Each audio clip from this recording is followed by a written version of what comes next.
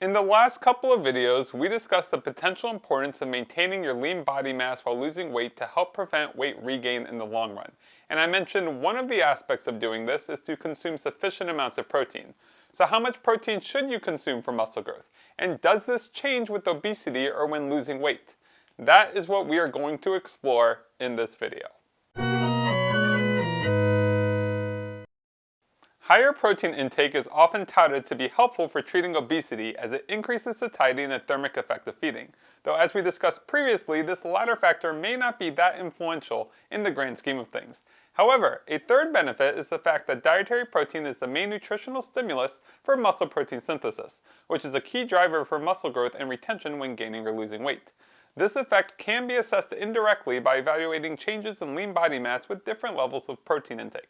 Or this effect can be assessed directly by actually measuring muscle protein synthesis. We'll look at both of these considerations. Of note, I will use kilograms for the majority of this video as that is what the published literature uses, but I will convert the recommendations to pounds at the end. Additionally, this entire video assumes you do not have a medical condition such as chronic kidney disease that would make higher amounts of protein intake undesirable. Please consult your healthcare provider if you are unsure if it would be safe for you to consume protein at the levels that I recommend. There have been a few large analyses that evaluate the impact of dietary protein on gains in muscle mass. We'll go through these and see what conclusions we can draw. A 2018 systematic review and meta-analysis included 49 trials evaluating resistance training interventions of at least 6 weeks duration without a caloric deficit. The main results are shown in the figure on the screen. Each circle represents a study group that shows the average total protein intake in grams per kilogram of body weight per day and the resulting change in fat-free mass as measured by a DEXA scan. The authors found the data was best modeled by a breakpoint analysis, with the breakpoint being at 1.6 grams per kilogram per day. However, if you ignore data below 1.3 grams per kilogram per day, you'll see the results are fairly similar. Thus, this implies you should aim for at least 1.3 grams of protein per kilogram of body weight per day when undergoing resistance training and while not in a caloric deficit. Importantly, there is no mention of any BMI thresholds in this analysis. My guess is that most of the study groups included people without obesity, but this is not clear. Moving forward in time, a 2020 systematic review and meta-analysis included 105 articles assessing the impact of protein intake on muscle mass. There were more than 50 groups that either did or did not incorporate resistance training, so the authors had plenty of data to look at both scenarios. 41 of the studies incorporated weight loss interventions, 2 of the studies incorporated weight gain interventions, and 62 of the studies did neither, meaning around 39% of the studies incorporated weight loss, which is a fairly significant amount. I have shown the key results on the screen. Here, once again, the x-axis shows the total protein intake in grams per kilogram of body weight per day, while the y-axis shows changes in lean body mass. The panels on the left include resistance training, while the panels on the right do not. The top panels show data that was adjusted for age, sex, and intervention period. The bottom panels show the same data additionally adjusted for change in body weight. In all panels, a steeper increase is seen with protein intake up to 1.3 grams per kilogram per day. Going above this provides some additional benefit when performing resistance training, but it is not overly significant as the slopes of the lines are fairly shallow. Any benefit for protein intake above 1.3 grams per kilogram per day when not resistance training seems to be mediated by the association of protein intake on overall change in body weight, since the slope of the curve changes from positive to negative when making this adjustment. Importantly, when correcting for body weight change with resistance training, there isn't much difference at all in the shape of the curves. Thus, there does not seem to be a benefit of further increasing protein intake when losing weight, at least at the starting levels of body fat included in this analysis. Most of the studies here included people with the BMI in the overweight or obesity range, with some additionally near the upper limit of the healthy range. It is possible that the results would be somewhat different if this analysis was only performed in studies of people with obesity or in people who are leaner, but the authors did not evaluate this. Moving forward in time again, a 2022 systematic review and meta-analysis evaluated the impact of protein intake on lean body mass and included 74 trials. The authors excluded any trials incorporating weight loss, and they excluded any trials including people with obesity due to concerns that obesity would blunt any benefits of additional protein and exercise. We'll discuss this point in more detail later in this video. At baseline, around 80% of the trials had at least 1.2 grams of protein intake per kilogram of body weight per day. You can see a table showing the main results for lean body mass on the screen. We don't need to get into the statistical definitions, but in general, a SMD between 0.2 and 0.5 is considered small. Therefore, when including resistance exercise and increasing protein intake even beyond 1.6 grams per kilogram per day, the overall benefit is small relative to a baseline of around 1.2 grams per kilogram of body weight per day. Thus far, looking at major systematic reviews published in the last several years, it seems that it is ideal to aim for a minimum protein intake of 1.3 grams per kilogram of body weight per day when undergoing resistance training, with some potential benefit when going higher than this. But as noted earlier, there is some concern that results may be blunted by obesity, and while some of the reviews included people with obesity, none of them exclusively looked at this subset of individuals.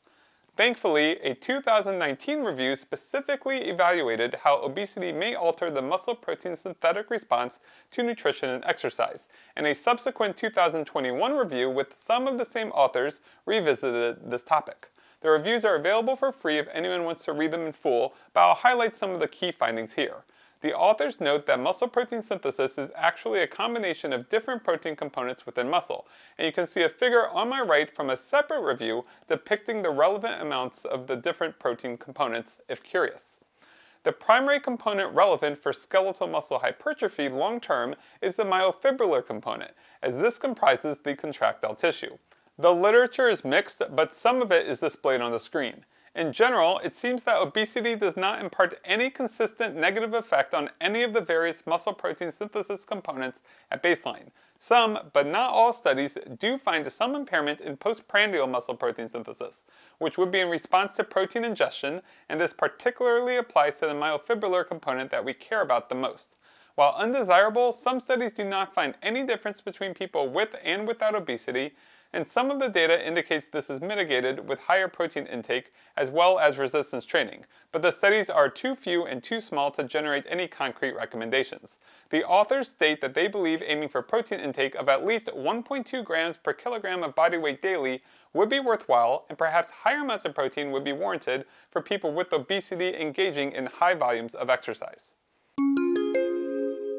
One additional approach we can consider is to ask the question, how much protein can you effectively use at one time to stimulate muscle protein synthesis? This body of research was comprehensively reviewed in 2019.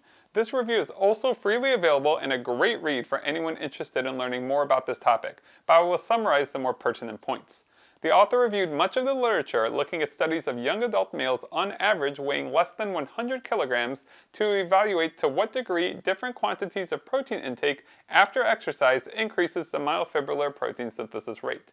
It seems that there is a steady increase until protein intake reaches around 0.31 grams per kilogram of body weight.